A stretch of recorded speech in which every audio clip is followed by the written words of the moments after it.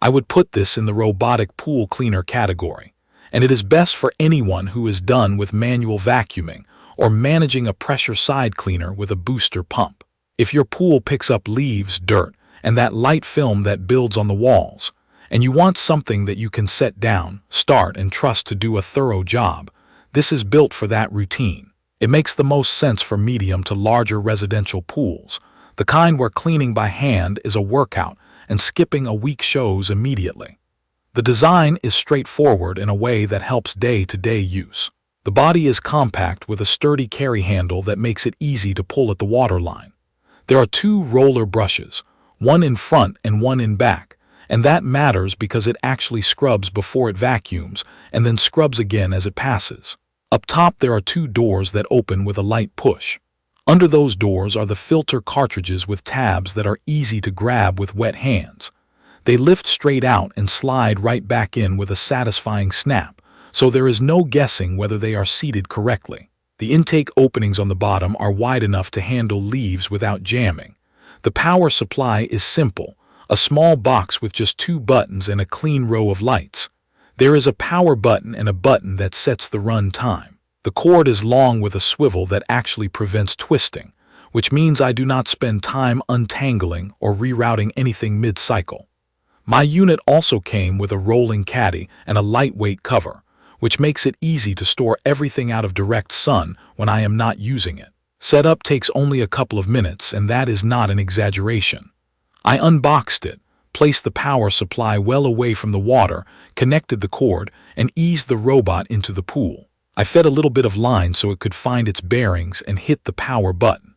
The second button cycles through the run times with an indicator light for 1 hour, 2 hours, or 3 hours.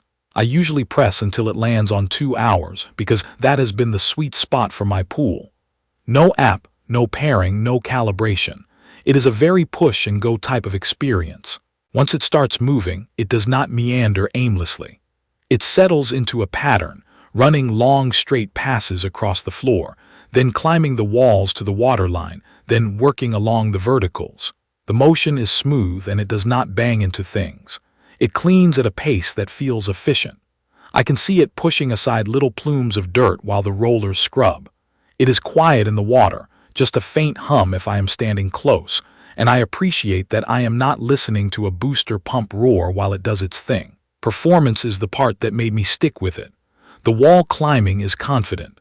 It goes up, scrubs the film near the waterline, and then backs down without falling off awkwardly. On my shallow sun shelf, which some cleaners treat like a cliff, this one pulls itself up, cleans the whole shelf, and drops back into the main pool without drama. On the steps, it does not clean each narrow tread the way a person with a manual vacuum would, but it does climb up onto the steps, brush, and knock debris off so the next floor pass collects it. Leaves, acorns, and the usual backyard stuff get pulled in. The rollers do enough scrubbing that I have not had to brush the walls by hand as often. That is a big win in real life. I tested it through a messy stretch of weather where wind pushed a lot of debris into the pool. The robot handled the heavy leaf fall better than I expected. When it hits a cluster of large leaves, it will slow a bit, chew through them, and keep going. In one run after a storm, it filled the filters with a mix of leaves and fine grit. I popped the top doors, lifted the cartridges out by the tabs, and hosed them clean in a minute. When spring pollen showed up and settled on the floor like a yellow dusting, I switched to the finer filter panels, and that kept the water from clouding up after each cycle. In winter, I ran it periodically to keep the uncovered pool from turning into a swamp. It let me avoid running the main pump as often, and the pool did not look neglected when it warmed up again. A typical use case for me looks like this. I run a 2-hour cycle twice a week for maintenance. If I am expecting company, I will throw it in early in the morning. 2 hours later, the floor is clear, the waterline looks brushed, and I skim a couple of floating leaves from the surface by hand. After a windy day, I tap the runtime button to the 3-hour setting and let it do a deeper pass. If I notice a little trail of very fine silt after a cycle, I rinse the filters and run another 1-hour pass with the fine inserts.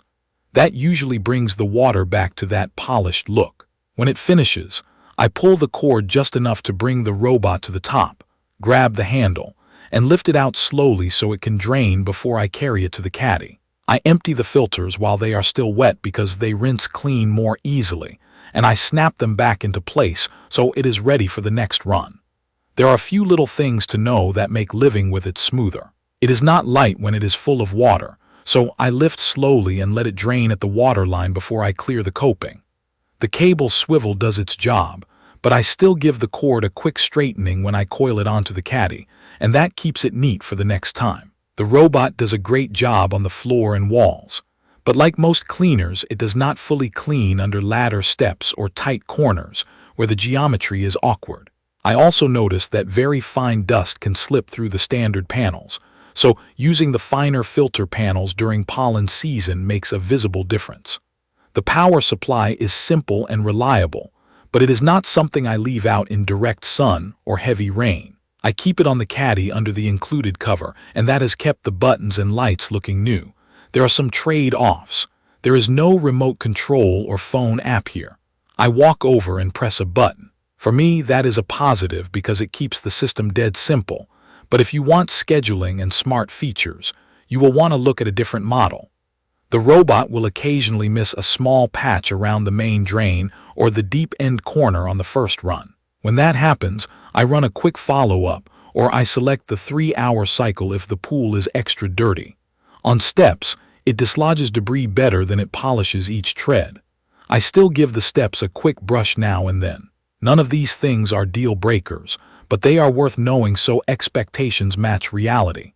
What stands out are the little touches that remove friction, top-loading filters that actually snap securely, a cord that does not turn into a knot, a 2-button control box that lets me choose a 1-hour, 2-hour, or 3-hour cycle without thinking, dual brushes that are clearly doing more than just pushing dirt around, and consistent wall climbing that keeps the water line from getting that scummy look.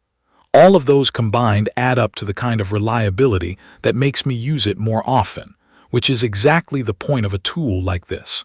If you have a medium to large backyard pool and you want to stop babysitting a cleaner, this is the right lane. If your pool has a shallow sun shelf, curved walls, and a set of steps, expect very good overall coverage with an occasional quick brush on tight areas. If your yard drops a lot of fine dust or pollen, plan on using the finer filter panels during those months. If you want a fully connected cleaner with scheduling and alerts, this is not that product. But if you value a simple, dependable robot that scrubs and vacuums very well with almost no attention, the Dolphin Nautilus CC Plus has earned its spot in my routine. That is my real experience with it. If you want more hands-on reviews like this, please subscribe to the channel and tell me in the comments how your pool setup compares or what you want me to test next. Thank you for watching.